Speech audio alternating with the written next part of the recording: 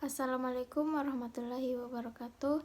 Perkenalkan, nama saya Ismi Nur Maharani. Saya dari kelas A, Prodi Akuntansi Terapan dengan NIM 220901601004. Di sini saya akan menjelaskan tentang pengujian asumsi klasik dengan topik pembahasan yaitu yang pertama uji normalitas, yang kedua uji homogenitas, yang ketiga uji linearitas, yang keempat uji autokorelasi, yang kelima uji multikolinearitas, yang keenam uji heteroskedastitas.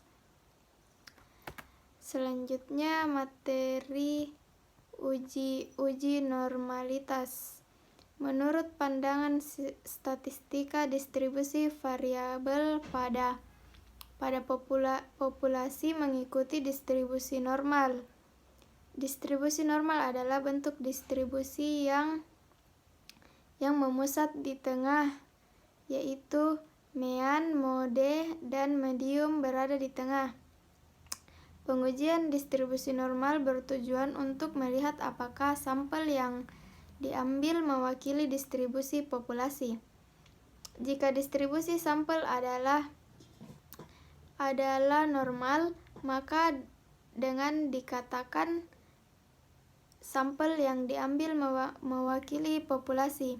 Prinsip uji distribusi normal membandingkan antara distribusi data yang didapatkan dan distribusi data normal.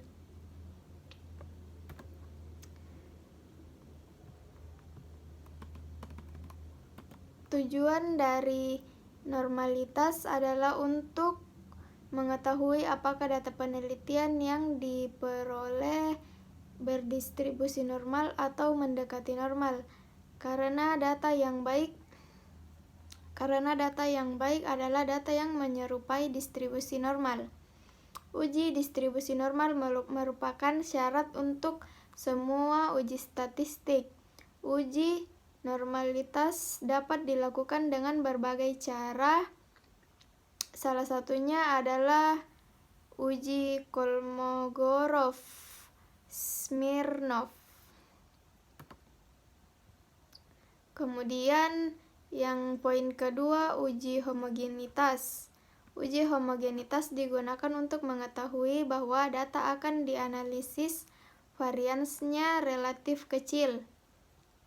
Uji homogenitas merupakan syarat untuk semua uji hipotesis perbedaan, bertujuan untuk melihat kategori di dalam variabel memiliki varian yang setara. Dengan cara adalah membandingkan data empirik dengan data ideal. Berdasarkan contoh soal di atas, dengan data penelitian, maka homogenitas dapat diasumsikan apabila indeks skor variabel kriterium Y untuk setiap skor tertentu variabel prediktor X selalu sama atau hampir sama. Artinya variabel kesalahan pada suatu nilai X adalah konstan. Uji homogenitas digunakan untuk mengetahui bahwa data yang akan dianalisis dengan regresi variansnya relatif kecil. Uji homogenitas penting karena merupakan asumsi dasar pengaruh dan perbedaan. Uji homogenitas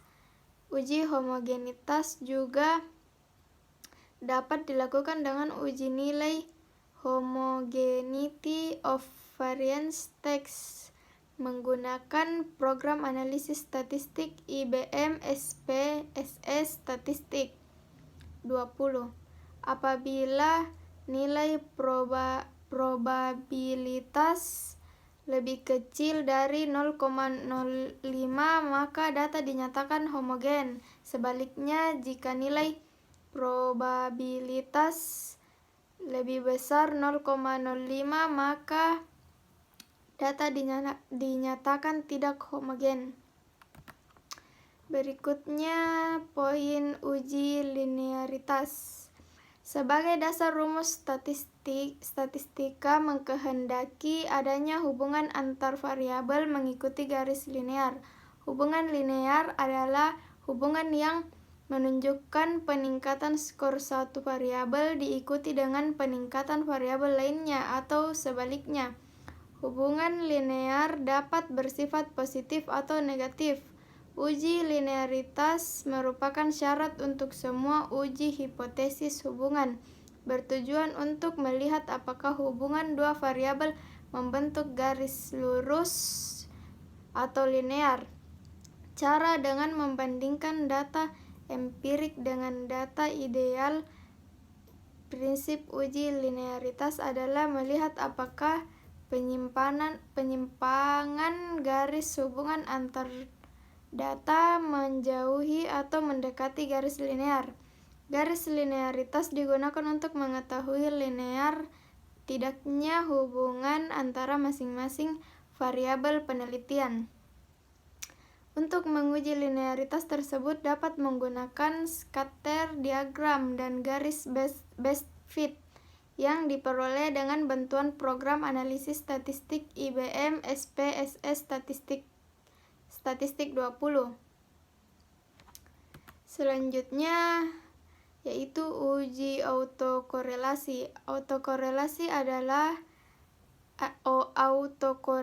artinya adanya korelasi antara anggota serangkaian observasi yang diurutkan menurut waktu, atau seperti dalam data deretan waktu, atau ruang seperti dalam data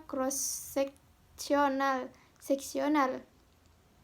Konsekuensi dari adanya autokorelasi khususnya dalam mode regresi adalah mode regresi yang dihasilkan tidak dapat digunakan untuk menaksir nilai variabel kriterium atau variabel dependen pada nilai variabel prediktor atau variabel independen tertentu.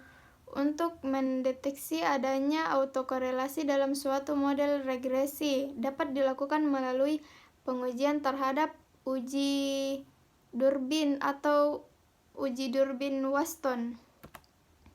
Selanjutnya uji multikoleniaritas. Uji multikoleniaritas merupakan syarat untuk semua uji hipotesis kausitas atau regresi. Multikolinearitas juga digunakan dalam analisis klaster. Multikolinearitas dapat dideteksi dengan menghitung koefisien relasi ganda dan membandingkan dengan koefisien relasi antar variabel bebas.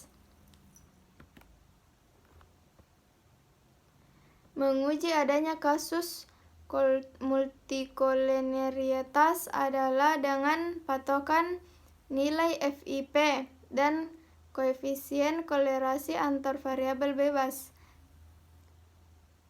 Karim dan Hadi 2007 berpendapat bahwa untuk melihat